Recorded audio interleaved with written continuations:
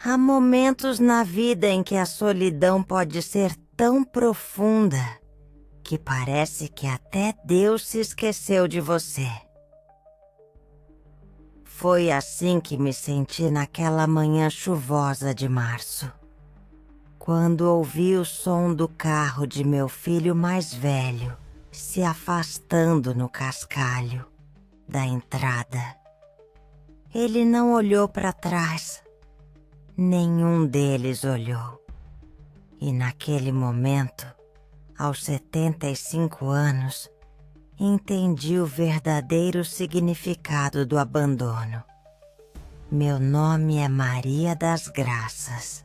Fui professora por mais de 4 décadas, viúva há 15 anos, mãe de 3 filhos e avó de 7 netos. Pelo menos era assim que eu me definia até aquele dia. A partir dali, eu seria apenas a nova residente do Lar São Francisco, um asilo na periferia da cidade, um lugar onde famílias ocupadas demais deixam suas memórias inconvenientes. Durante toda a minha vida, acreditei que o amor que dei seria meu amparo na velhice. Costurei cada uniforme escolar com minhas próprias mãos. Passei noites em claro, ao lado de camas com febre. Economizei cada centavo para garantir que meus filhos tivessem a educação que meu falecido marido e eu nunca tivemos. Ensinei-lhes sobre Deus, sobre compaixão, sobre nunca abandonar quem se ama. Irônico, não é? Como a vida tem formas peculiares de testar nossa fé. Tudo começou a mudar depois que sofri uma queda leve em casa. Nada grave, apenas um pequeno hematoma no braço. Mas foi o pretexto perfeito para que Lucas, meu primogênito, um médico bem-sucedido, Helena, minha filha do meio, executiva de uma multinacional, e Mateus, meu caçula, engenheiro, decidissem que eu precisava de supervisão. 24 horas. É pelo seu bem, mãe, disse Lucas, com aquela voz profissional que usa com seus pacientes. A senhora não pode mais morar sozinha. Será temporário, garantiu Helena, enquanto supervisionava os homens da mudança que embalavam minhas memórias. Em caixas frias. Só até encontrarmos uma solução melhor. Mateus, sempre o mais sensível, pelo menos teve a decência de parecer constrangido. Vamos visitar todo domingo, prometo. Uma promessa que não duraria nem 3 semanas. A casa onde criei meus filhos, onde celebramos aniversários e natais, onde meu marido José e eu envelhecemos juntos, seria vendida para cobrir os custos dos meus cuidados. 78 anos de vida reduzidos a 2 malas de roupas e uma caixa com fotografias. Meu quarto no Lar São Francisco era pequeno e impessoal. Paredes brancas, uma cama de solteiro, um armário simples. uma mesinha de cabeceira e uma janela que dava para um pequeno jardim mal cuidado. O cheiro de desinfetante não conseguia mascarar completamente o odor de solidão e abandono que impregnava o lugar. Nos primeiros dias, ainda acreditava nas promessas. Esperava ansiosamente as visitas que nunca chegavam. Ligações que eram cada vez mais breves e espaçadas. Estou ocupada com o trabalho, mãe. As crianças têm atividades no final de semana. Tenho uma conferência importante. Gradualmente percebi a verdade que muitos dos meus companheiros de asilo já conheciam. Não éramos mais uma prioridade. Éramos um capítulo encerrado, uma obrigação cumprida, uma consciência apaziguada com um cheque mensal. As noites eram as piores. No silêncio escuro do meu quarto, as lágrimas vinham sem permissão. Eu me perguntava onde havia errado. Será que não os amei o suficiente? Será que fui exigente demais? Ou talvez fosse simplesmente o curso natural da vida? Pais criam filhos que, eventualmente, seguem seus próprios caminhos, sem olhar para trás. Foi numa dessas noites de insônia e lágrimas que abri a gaveta da mesinha de cabeceira e encontrei minha velha Bíblia, presente de José no nosso 10º aniversário de casamento. As páginas amareladas estavam marcadas com pequenos papéis, flores secas, orações escritas à mão. Um registro físico de uma vida de fé que, naquele momento, parecia ter me abandonado tanto quanto meus filhos. Abri em um trecho aleatório e meus olhos cansados encontraram as palavras do Salmo 27. Ainda que meu pai e minha mãe me abandonem, o Senhor me acolherá. Aquelas palavras atravessaram minha alma como um raio.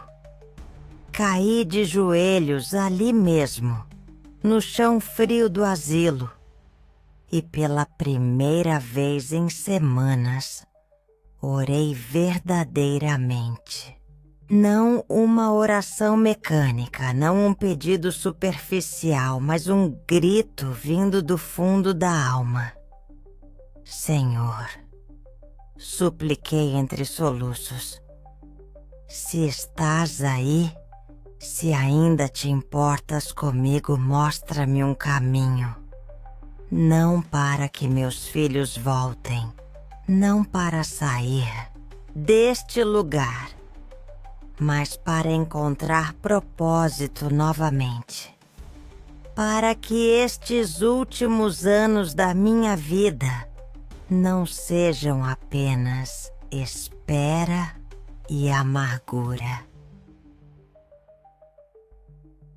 Não houve relâmpagos ou vozes do céu. Apenas o silêncio da noite e o som distante de passos no corredor. Mas algo havia mudado dentro de mim. Uma pequena semente de esperança havia sido plantada. Na manhã seguinte, durante o café, observei meus companheiros de infortúnio com olhos diferentes. A senhora Amélia, de 82 anos, que falava constantemente da filha que morava no exterior e nunca vinha visitá-la. O senhor Joaquim, de 90 anos, ex-carpinteiro, cujas mãos nodosas ainda tentavam criar pequenas esculturas de madeira, apesar da artrite severa.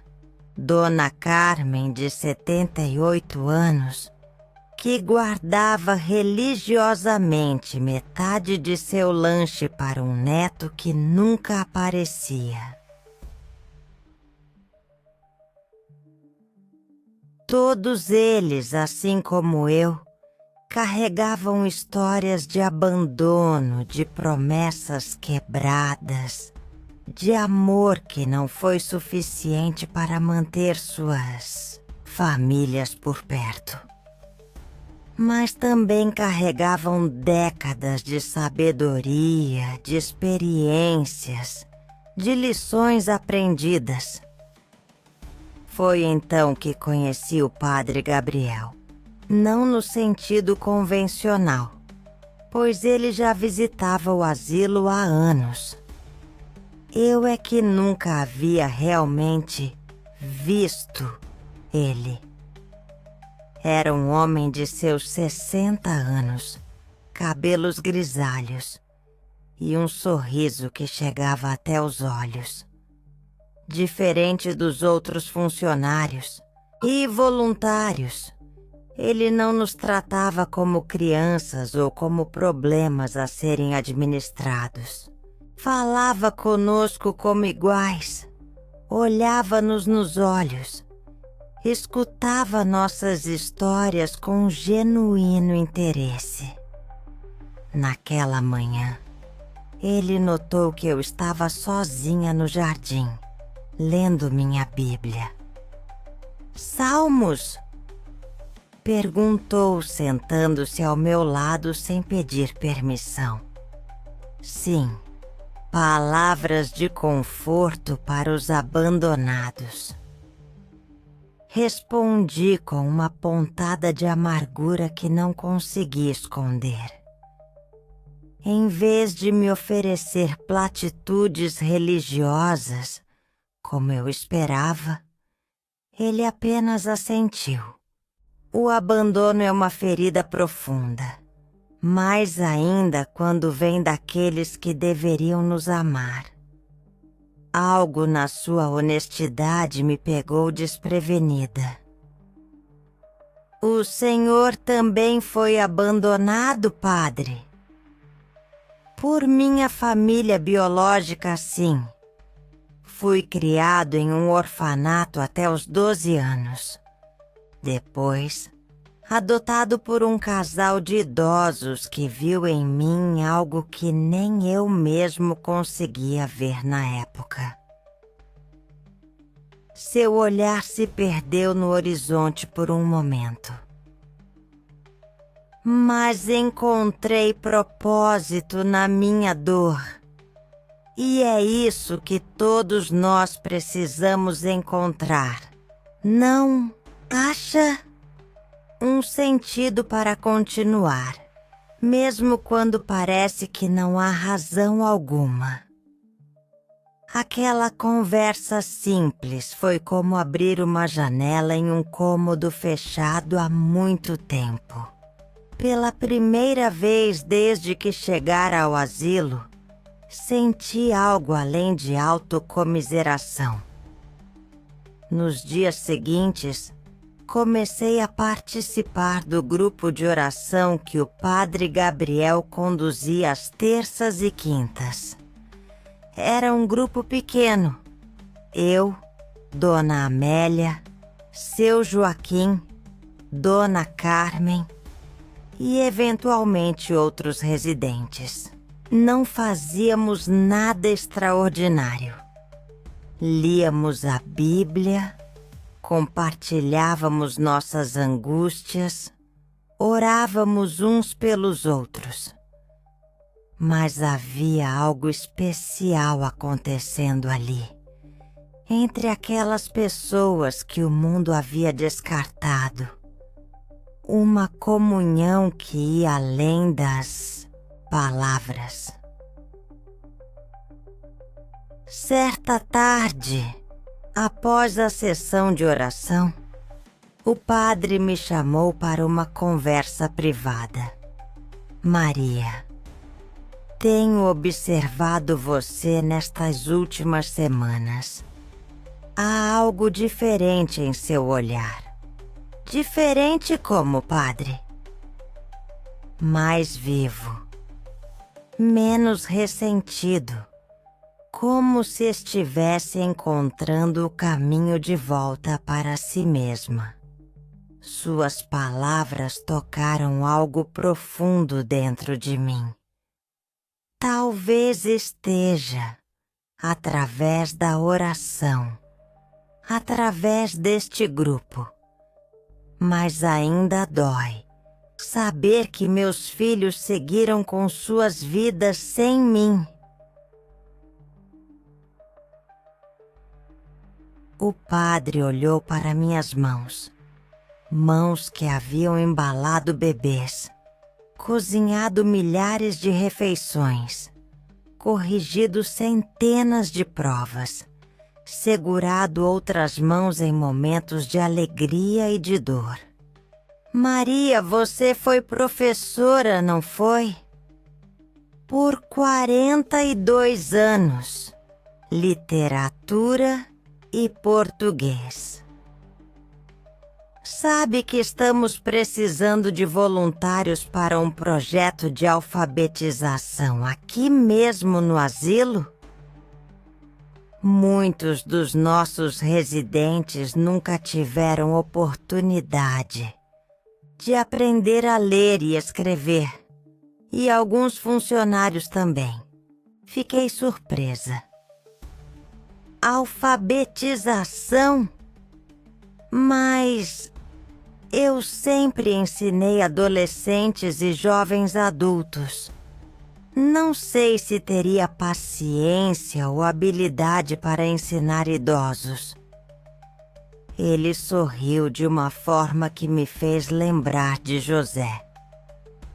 Talvez seja exatamente o que você precisa e o que eles precisam também. Relutante, aceitei o desafio. Na primeira aula, apenas 3 alunos apareceram. Dona Jurema, de 85 anos, que sempre sonhou em ler a Bíblia por conta própria. Seu Antônio, de 79 anos, que queria escrever cartas para uma neta que nem conhecia. E Solange, uma funcionária da limpeza de 50 anos, que escondia sua condição de analfabeta por vergonha. Foi desastroso. Minhas mãos tremiam ao segurar o giz. Minha voz falhava. Eu me sentia deslocada, inadequada. Quem era eu para estar ali, fingindo ter algo a oferecer, quando nem meus próprios filhos consideravam minha companhia valiosa?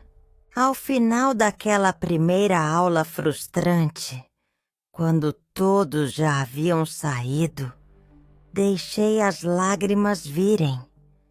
O padre Gabriel, que observava de longe, aproximou-se silenciosamente.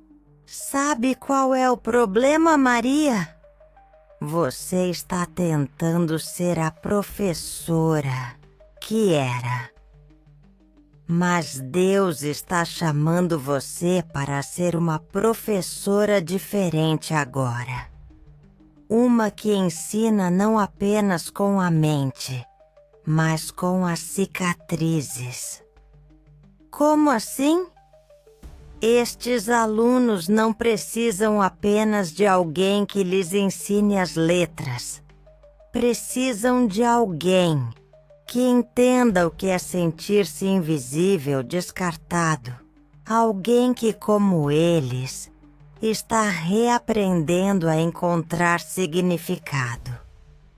Suas palavras, embora duras, continham uma verdade que não pude negar.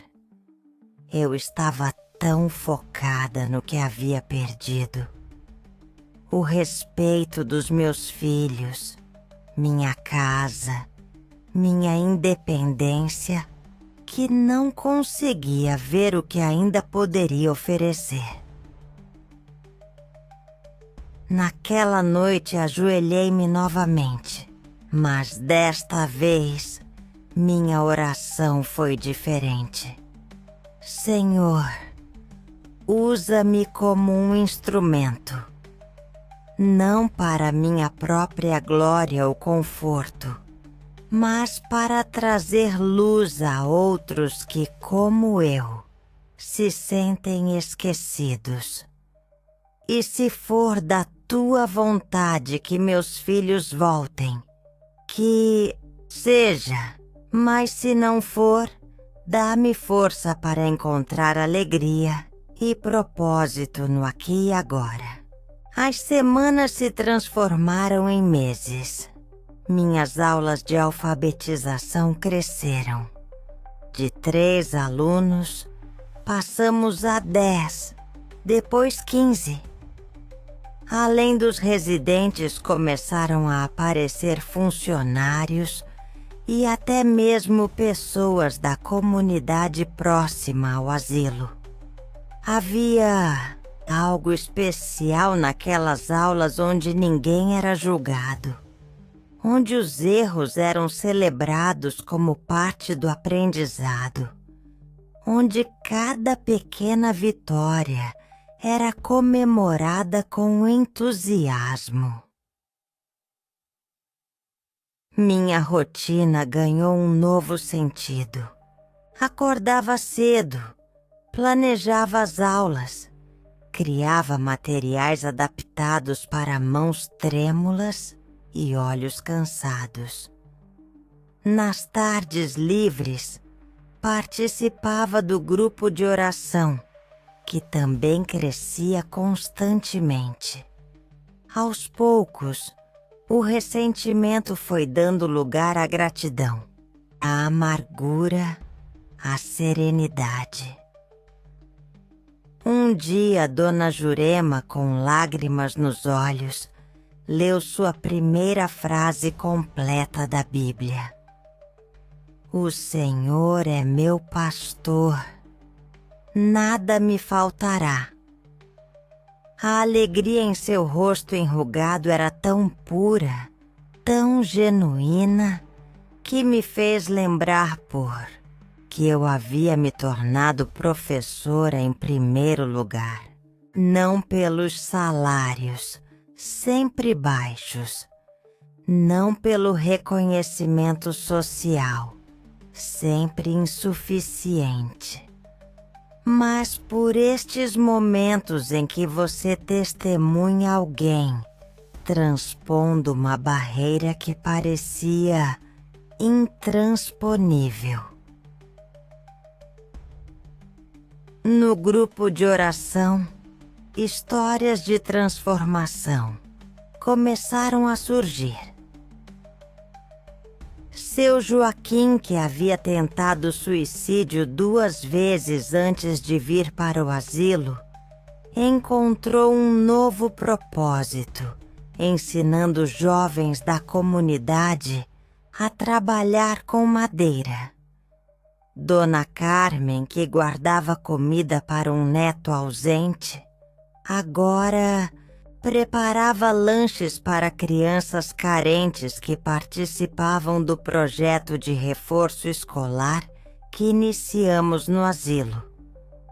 E eu estava aprendendo a viver um dia de cada vez, a encontrar beleza nas pequenas coisas, no sorriso de um aluno que finalmente conseguiu escrever seu próprio nome, no pássaro que visitava minha janela todas as manhãs, no abraço sincero de Solange quando finalmente conseguiu ler uma receita sozinha. Claro, Ainda havia noites difíceis, noites em que a saudade dos meus filhos e netos era como uma dor física. Aniversários, Natal, Páscoa, datas que antes eram sinônimo de família reunida, tornaram-se lembretes agudos da minha nova realidade. Nas primeiras datas festivas, ainda recebi ligações apressadas, presentes impessoais enviados por correio. Com o tempo, até isso foi diminuindo. 6 meses se passaram. Eu raramente recebia notícias dos meus filhos, além de mensagens genéricas de como vai, mãe? E os depósitos mensais na conta do asilo. Às vezes via fotos deles nas redes sociais, postadas por amigos em comum. Viagens, formaturas dos netos, comemorações. Uma vida inteira acontecendo sem mim. Foi então que o padre Gabriel teve uma ideia que mudaria tudo. Maria, já pensou em escrever para seus filhos? Não cartas de cobrança ou de lamentação, mas cartas de gratidão, de memórias, de bênçãos. Escrever? Para quê, padre? Eles nem me respondem quando ligo. Talvez porque uma ligação exige uma resposta imediata. Uma carta permite reflexão. E você é professora de português. Conhece o poder das palavras escritas, não conhece? Relutante, concordei em tentar.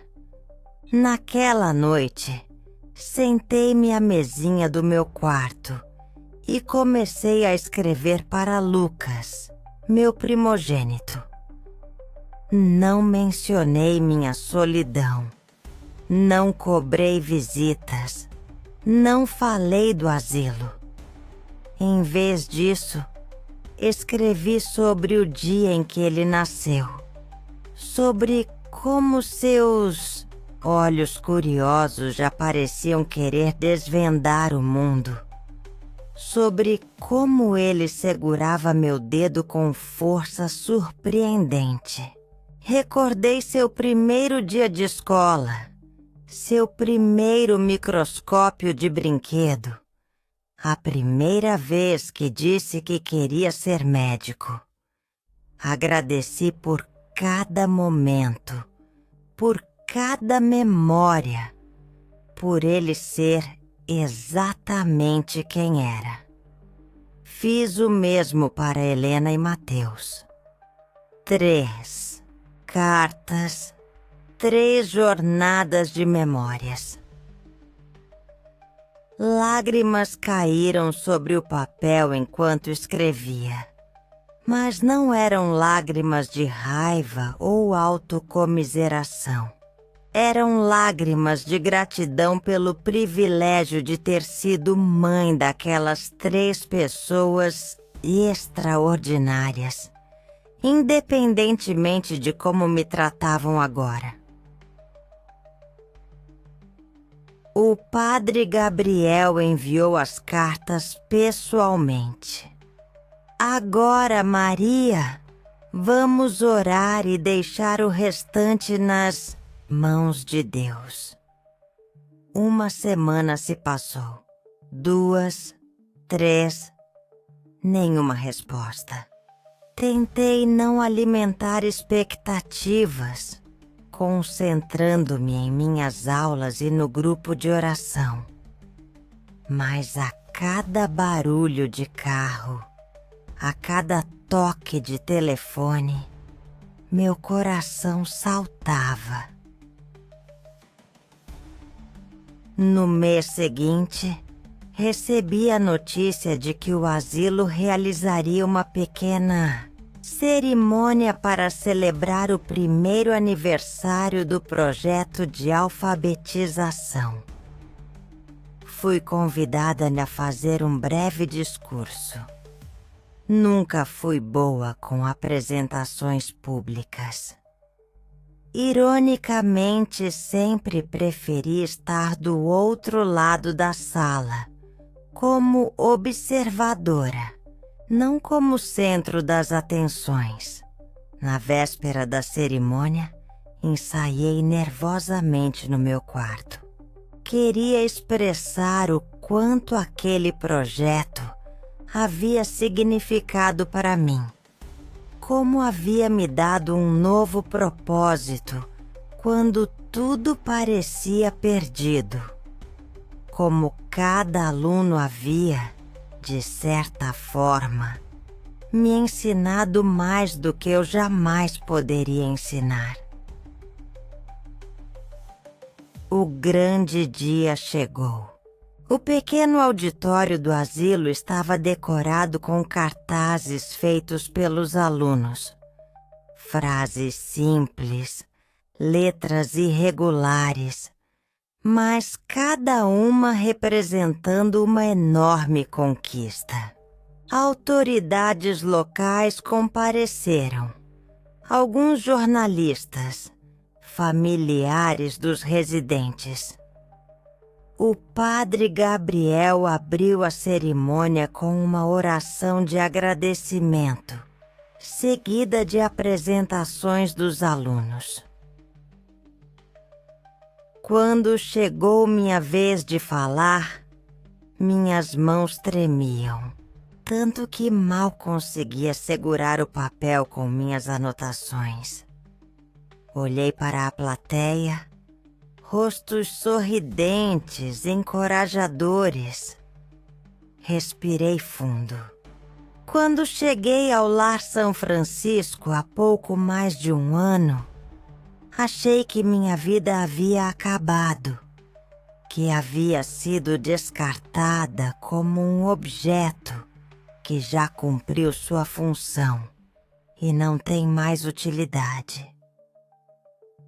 Minha voz falhou, e nesse momento de hesitação, ouvi o som de uma porta se abrindo no fundo do auditório. Levantei os olhos e congelei.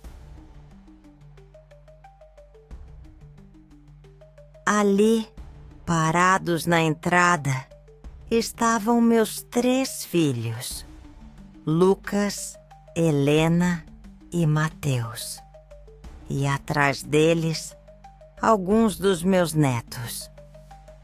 Por um momento achei que estava alucinando, que a emoção do momento havia me pregado uma peça cruel. Mas eram eles, reais, presentes, com expressões que eu não conseguia decifrar à distância. De alguma forma, consegui terminar meu discurso, embora não me lembre exatamente o que disse. As palavras saíram automaticamente, enquanto meus olhos retornavam repetidamente àquela porta, temendo que eles desaparecessem tão repentinamente quanto haviam surgido.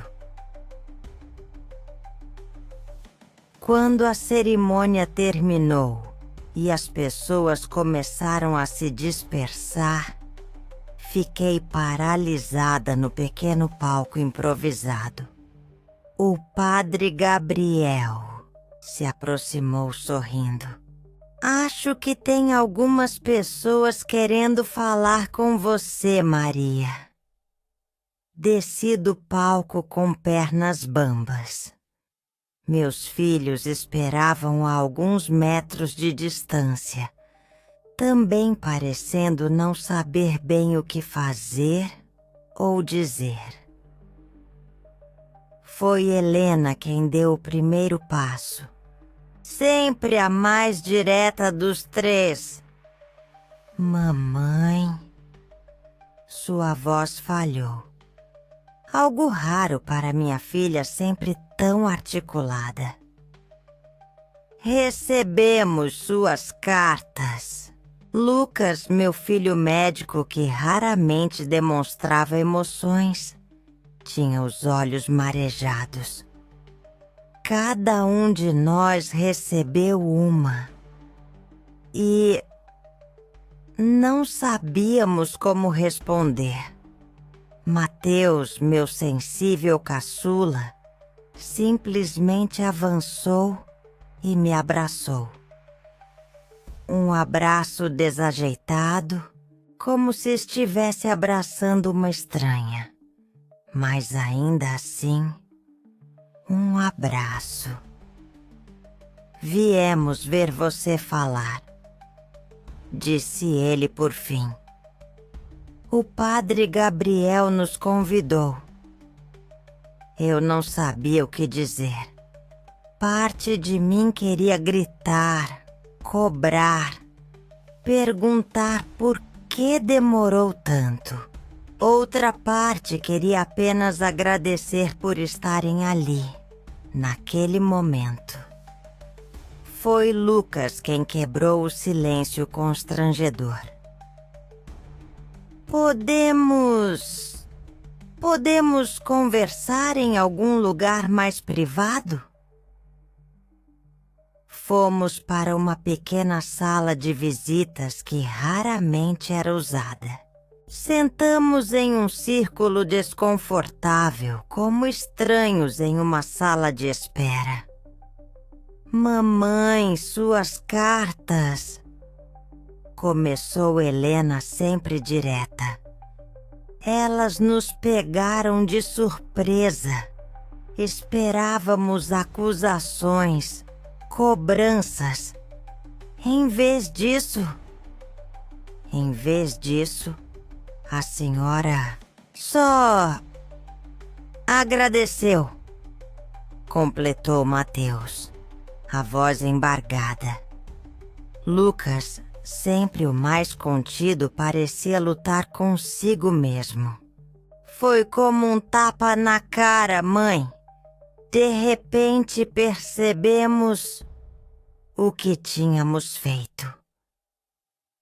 Não estou aqui para acusar vocês, disse finalmente encontrando minha voz.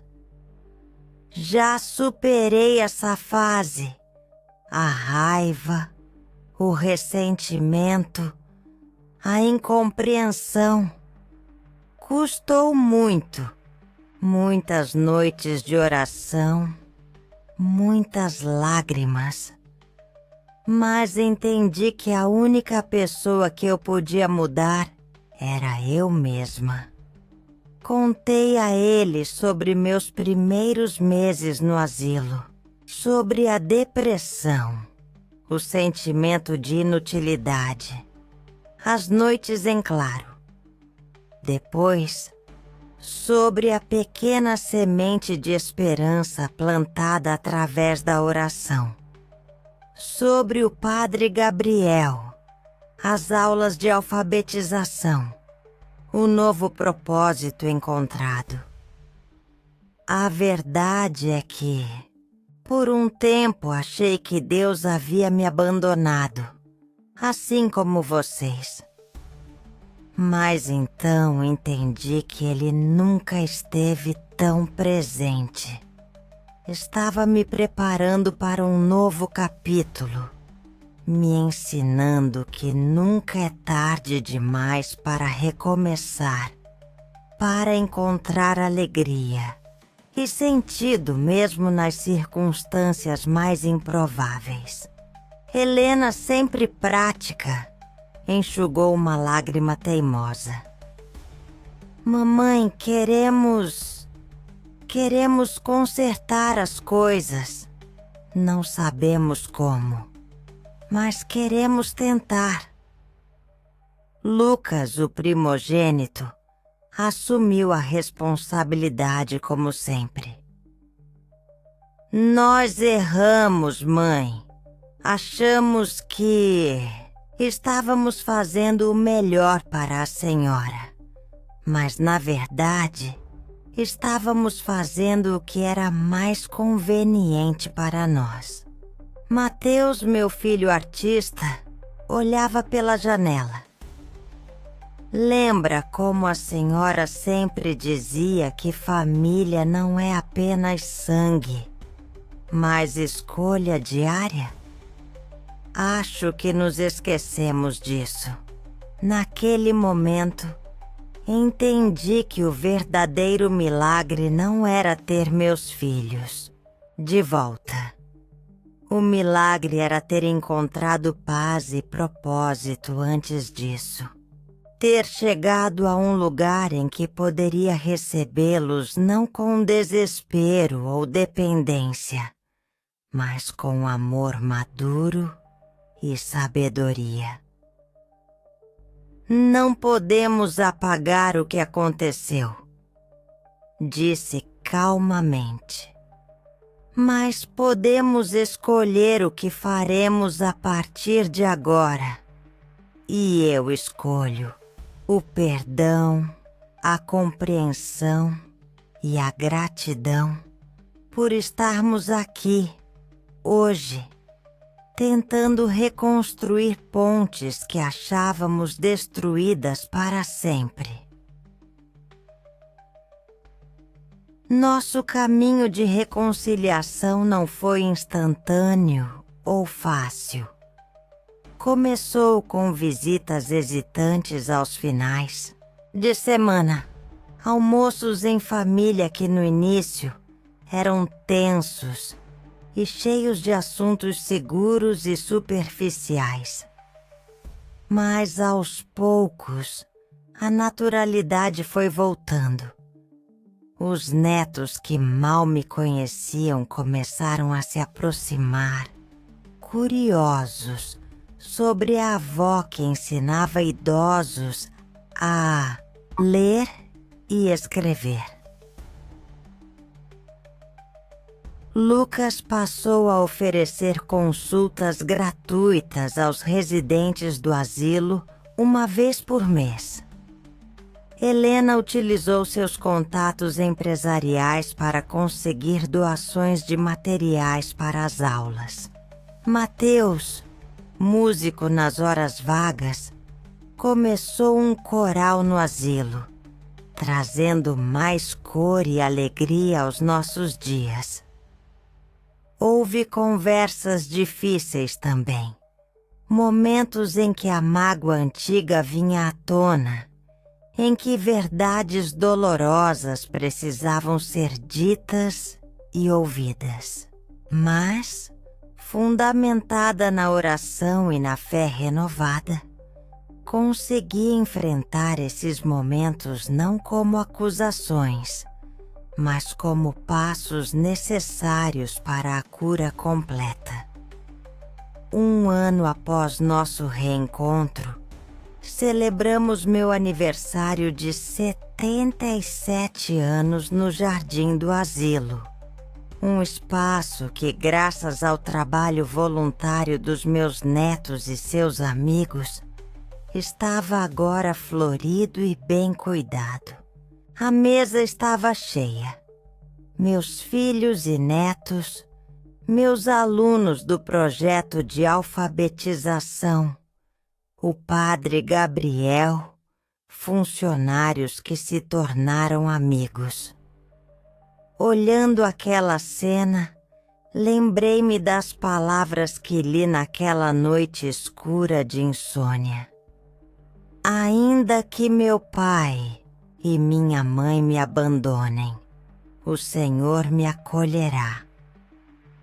Deus não apenas me acolheu, Ele transformou meu abandono em propósito, minha dor em ministério, minha solidão em comunidade. E, no tempo dele, devolveu-me minha família. Não da mesma forma de antes, mas de um jeito novo, mais maduro, mais consciente.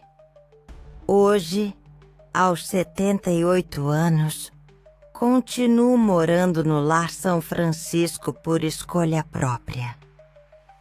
Meus filhos insistiram que eu voltasse para casa. Ofereceram-me um quarto em suas próprias casas.